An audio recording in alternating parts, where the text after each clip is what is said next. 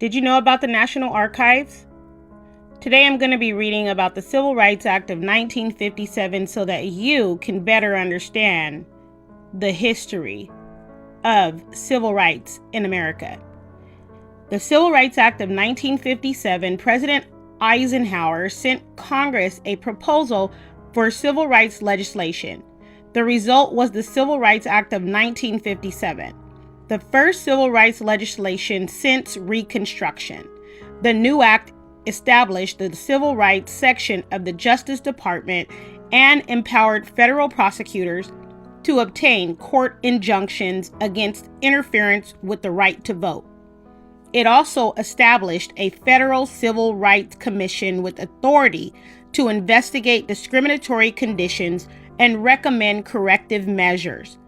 The final act was weakened by Congress due to lack of support among the Democrats.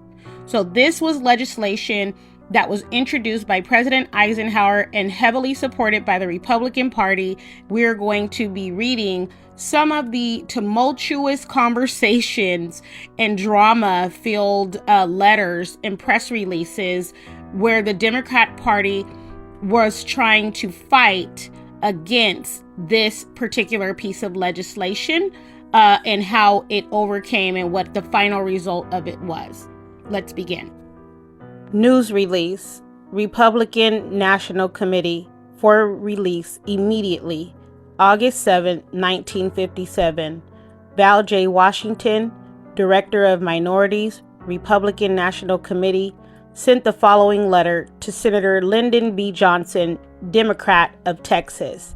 Honorable Lyndon B. Johnson, United States Senate, Washington 25, D.C. Dear Senator Johnson, in reading the morning papers, I noticed that you have attacked Vice President Nixon for expressing his honest conviction about the failure of the Senate to concur with the House and the President in formulating a decent and fair civil rights bill. This bill, which was meant to protect the voting rights of many millions of Negroes in southern states and to guarantee their rights under the 14th Amendment of the Constitution, was emasculated by the adroit handling of you with the aid of other Democrat leaders. To accuse Vice President Nixon of playing politics certainly is not in good taste coming from you. Your record is one of continuous voting against all civil rights during your terms in both the House and the Senate. On this particular piece of legislation, you registered these unfriendly votes. On June 20th, you voted to send the bill to the Judiciary Committee headed by Senator Eastland. In his hands, it would have died without ever having been considered. On July 16th, you voted again on Senator Wayne Morse's motion to send it to the Judiciary Committee, which would not have acted on it. On July 24th, you voted to strike Part 3 of the bill. This would have allowed Negroes to enjoy the same civil rights of all other American citizens under the 14th Amendment to the Constitution. On August 1st, you voted for trial by jury in voting rights cases, which would automatically eliminate any chance for Negroes to be protected in most southern states. If a southern jury would not convict confessed kidnappers of Emmett Till after he was found murdered, why would they convict an election official for refusing to give a Negro his right of suffrage? Friday, August 2nd.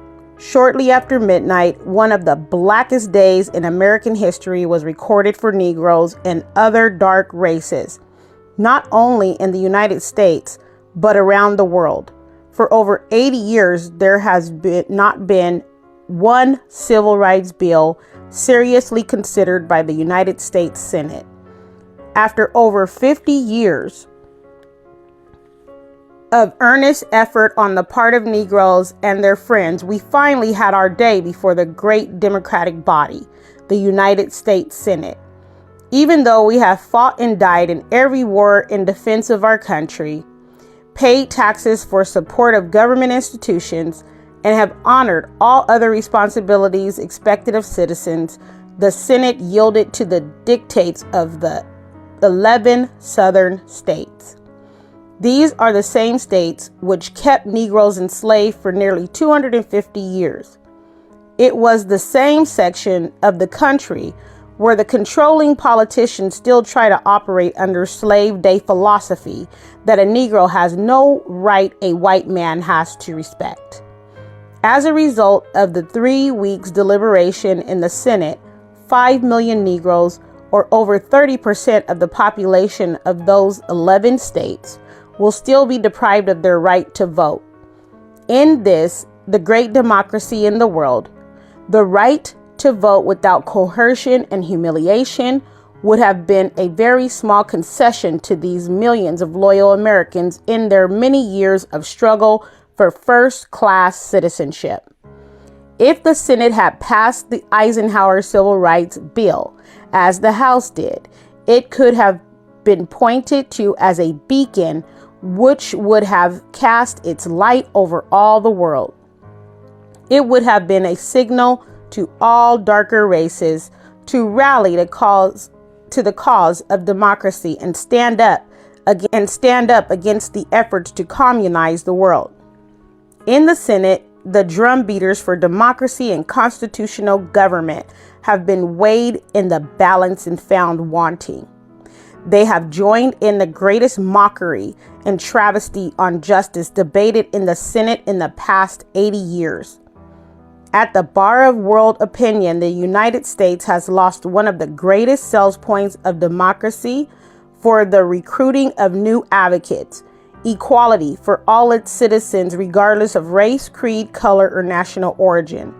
Since you have been so persistent in your anti-civil rights attitude, one would have to be suspect of your supposed change of heart. I am positive, Senator, that neither you nor any of your Southern colleagues would vote for this bill unless you know it is meaningless and ineffective. Most certainly, the Vice President need not apologize for being disappointed in the Senate's action because his feeling is shared by many millions of Americans. Sincerely, Val J. Washington.